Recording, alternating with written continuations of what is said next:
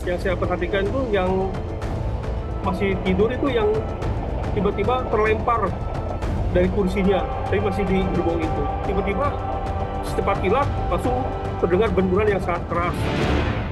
Kecelakaan maut antara kereta api Turangga dan komuter Bandung Raya di jalur petak stasiun Haur Pugur Cicalengka menelan 4 korban jiwa.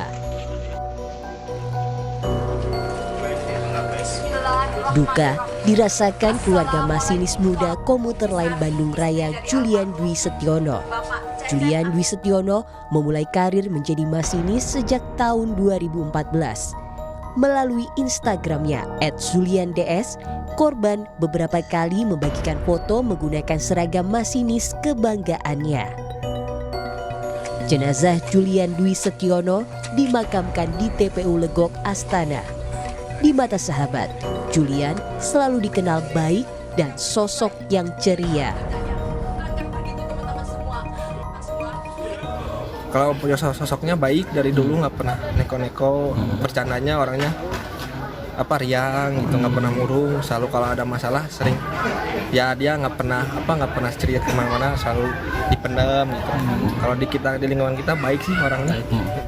Sebelum kecelakaan terjadi, salah satu penumpang selamat merasakan ada hal yang tak biasanya dari perjalanan kereta. Biasanya kereta api Turangga didahulukan masuk ke stasiun. Namun saat itu komuter lain yang ia naiki justru masuk stasiun terlebih dahulu hingga tertabrak kereta Turangga. Cicalengka belum deh, kereta Surabaya belum lewat. Saya bilang gitu, enggak ya, udah suruh jalan, keretanya juga udah jalan. Tahu-tahu pas begitu merayap, nunggu sinyal Cicalengka ngebuka, udah datang Turangga. Jadi posisinya itu mau masuk Cicalengka, Pak? Iya, kan itu nunggu sinyal kan belum mengizinkan kereta yang saya tumpangi masuk ke Cicalengka. Oh, tapi keburu Jadi merayap. 4 orang pegawai kereta api tewas dalam peristiwa kecelakaan ini.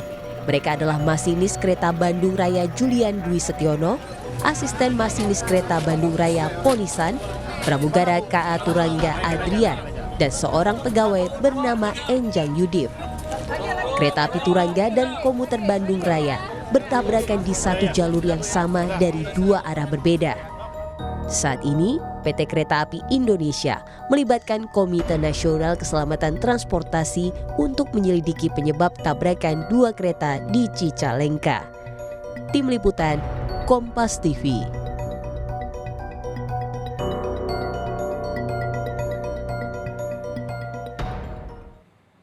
Lebih lengkap soal uji coba perlintasan kereta di Cicalengka pasca tabrakan, kita terhubung dengan jurnalis Kompas TV Vida Alatas langsung dari Kabupaten Bandung. Oke, bahwa kereta sudah mulai melintas di sana, tapi untuk kecepatan kereta yang melintas ini, apakah masih tetap dibatasi, Vida? Betul, Tifal. Untuk kecepatan kereta yang melintas di lintasan yang terdampak dari laka kereta yang terjadi pada Jumat pagi lalu ini masih dibatasi. Kalau di pagi hari tadi ini dibatasi di kecepatan 5 km per jam pada saat masa uji coba, begitu Tifal dan juga saudara. Maka dari siang ke sore hari tadi ini lebih meningkat kecepatannya, diperbolehkan untuk lebih cepat, yakni di kecepatan 20 km per jam, Tifal. Dan lintasan terdampak di kilometer 181.700 ini memang sudah kembali bisa dilintasi oleh kereta-kereta jarak jauh dari keberangkatan stasiun Daup 2 Kota Bandung. Dan untuk kereta jarak dekat atau komuter lain Bandung Raya ini juga sudah bisa melintas dari kedua arah, Tifal, yakni dari arah Padalarang dan juga dari arah Cicalengka. Dan ini sudah berlaku sejak pagi hari tadi, tepatnya pada Sabtu pukul 8 pagi. Memang dari PT Kereta Api Daup 2 Kota Bandung ini memastikan paling tidak ada 2 keberangkatan dari stasiun Kiara Condong, yakni kereta api Pasundan dan juga kereta api tambahan Kiara Condong Gubeng, dan 3 kereta api keberangkatan dari stasiun Bandung, yakni kereta api Argo Wilis, kereta api Lodaya, lalu juga kereta api Batu Raden ini sudah dapat melintas dengan pola operasional yang normal. Karena memang Tifal sebelumnya dampak dari laka kereta Turangga dan juga komuter lain Bandung Raya yang terjadi di kilometer 181.700 di Cicalengka, Kabupaten Bandung ini membuat kereta-kereta dari arah stasiun Daop 2 dan juga menuju ke stasiun Daop 2 ini harus diberlakukan operasional memutar. Artinya kereta-kereta yang biasanya kemudian ini menempuh jalur selatan harus diubah menjadi melalui jalur lintasan utara. Dan dengan diberlakukannya operasional memutar ini, kereta-kereta tersebut ini lebih lambat waktu keberangkatannya atau kedatangannya 3 sampai 4 jam. Dan untuk kecepatan tadi Tifal masih dibatasi 20 km per jam, namun hingga petang hari ini atau sore hari ini petugas di sini masih terus berjibaku untuk kemudian terus memperbaiki lintasan yang terdampak untuk memastikan secara berkala ini nanti kereta bisa melaju dengan kecepatan normal, Tifal. Soal penyebab kecelakaan juga menarik untuk dicermati. Apakah sudah ada titik terang terkait hal ini? Hari ini tepatnya siang hari tadi Tifal, pihak KNKT dan juga PT KAI ini baru saja melakukan rapat koordinasi dan ini menandakan dimulainya proses investigasi. Kenapa baru dimulai hari ini Tifal dan juga saudara? Karena memang kalau kemarin ini fokus dari PT KAI ini adalah untuk kemudian mengevakuasi baik itu badan kereta dan juga korban dari laka yang terjadi pada Jumat pagi lalu.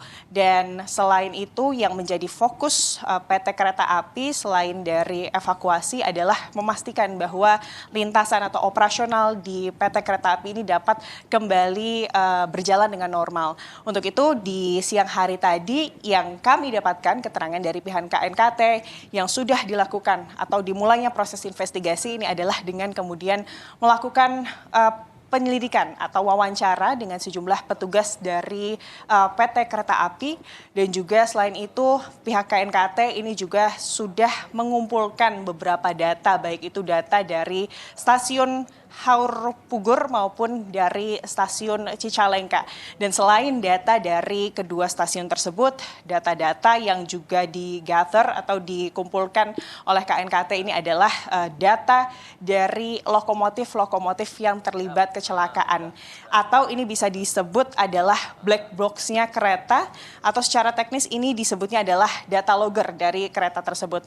Lebih lengkapnya atau lebih jelasnya secara teknis Tifal dan juga saudara, berikut keterangan dari pihak KNKT terkait investigasi penyebab laka untuk Anda. Tidak selamanya 1 tahun, tapi kalau masalahnya kompleks, ada yang kompleks ya kita kadang-kadang ada perlu penelitian di laboratorium bisa sampai 1 tahun. Tapi kita usahakan 3-4 bulan bisa kita selesaikan. Kalau melihat kasusnya ini kompleks nggak Pak? Tergantung data black box-nya nanti Mbak. Kalau kita bisa dapat semua ya jadi nggak kompleks. Hari ini akan dibuka black box-nya? Di-download Pak. Di-download? Iya, di-download terus nanti kita minta penjelasan dari KAI ataupun dari LAN, kode-kode yang ada di dalamnya, kan kodenya mereka yang bikin. Jadi untuk data, baik itu data dari stasiun Haur Pugur dan juga stasiun Cicalengka ataupun data-data black box-nya kereta api yang terlibat laka ini, Tifal dan juga saudara, nanti ini akan dilalui proses analisa atau proses interpretasi oleh KNKT yang juga melibatkan pihak PT Kereta Api Indonesia. Dan tadi kalau semisal memang kondisi dari data-data tersebut atau proses interpretasi ini bisa berjalan dengan lancar, maka diperkirakan hasil dari kesimpulan apa kemudian penyebab dari terjadinya laka yang kemudian menyebabkan 4 orang tewas kemarin ini bisa didapat 3 hingga 4 bulan ke depan, Tifal. Dari Kabupaten Bandung, Jawa Barat, Vida Alatas melaporkan. Terima kasih.